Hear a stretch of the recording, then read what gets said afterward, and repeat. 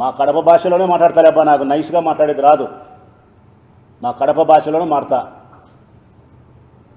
జగన్మోహన్ రెడ్డి గారు చెబితే మా పిల్లలను మేము తారుస్తాము, మా పిల్లలను మేము పరాయి మగోని యొక్క మంచం ఎక్కిస్తాము అని ఈ బడుద్దాయి చెప్పే మాట, ఈ దగులుబాజ్ చెప్పే మాట. ఇది ప్రజలు గమనించాలా. ఈ రాష్ట్రంలో రాజకీయాలు ఎంత విపరీతమైనటువంటి పోకడకు ప్రయాణిస్తున్నాయి. చంద్రబాబు నాయుడు ఎంత నీతిబాహ్యమైన చర్యలకు ఉసిగొలుపుతున్నాడు.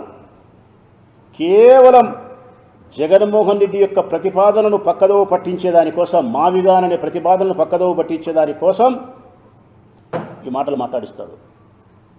స్త్రీల యొక్క ఆత్మగౌరవాన్ని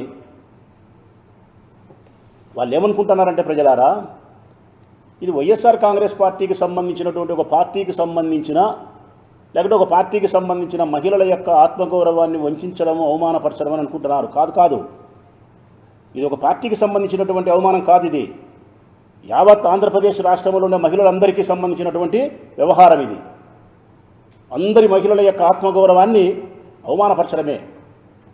వైఎస్ఆర్ కాంగ్రెస్ పార్టీలో ఉండే కార్యకర్త దగ్గర నుంచి ప్రధానమైన నాయకుల వరకు మా మగతనాన్ని, మా పౌరుషాన్ని గేలి చేయడమే.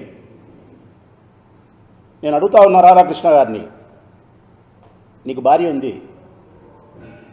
బిడ్డ ఉంటుంది, చెల్లెలు ఉంటుంది, మాలాగే నీకు కుటుంబం ఉంది. నీవు మాట్లాడినంత అసహ్యకరంగా నేను మాట్లాడలేను, నా చేత కాదు. కానీ నీకైతే పాఠం చెప్పాల్సిన అవసరం అయితే ఉంది. ఇంటికి పోయి ఆ ఎక్కని అడుగు, యా ఎక్కనన్నా రాధాకృష్ణ గారు నీ శ్రీమతి గారిని అడుగు, నాకంటే పెద్దోని ఉంటాను. ఇన్ని సంవత్సరాలు, ఒక 40 ఏళ్ళు లేదు మనం పెళ్లి చేసుకొని మన భార్యాభర్తలమై పిల్లలు కానీ పవిత్రంగా ఉన్నాం. చంద్రబాబు నాయుడు నాకు చెప్పినాడు, నువ్వు నా పిల్లం కాదంట, ఈరోజు నుంచి నువ్వు నా చెల్లెలతో సంబంధం అంట, నీకు వేరే వానితో పెళ్లి చేయమని చెప్పినాడు. మా సార్ చంద్రబాబు నాయుడు సార్ చెప్పినాడు కాబట్టి నాకు తిరిగే లేదు, నేటి నుంచి నేను చెల్లెలుగా భావిస్తానా, ఇదిగో నీకు పరాయి పురుషులతో వివాహం చేస్తానా, ఈ బుద్ధి పెళ్ళి రేపు శోభనం వెళ్ళిపో అని అంటే, నువ్వు అంటే ఆ యొక్క మెట్టుతో కొట్టదు, మెట్టుతో కొట్టదన్నా రాధాకృష్ణ, సేద తగలదు, మెట్టుతోనే తగులుతుంది. నా పిల్లమైనా నీ పిల్లమైనా మాట్లాడేటప్పుడు బుద్ధి జ్ఞానం ఉండాలా. మేము మాట్లాడలేము అట్లా. నీ భార్యని మేము తల్లితో సమానంగా భావిస్తున్నాం, నీ బిడ్డని బిడ్డలాగా భావిస్తున్నాం, నీ సోదరుని మా సోదరులాగా భావిస్తున్నాం. అన్నిటికీ మించి మహిళలు వాళ్ళు.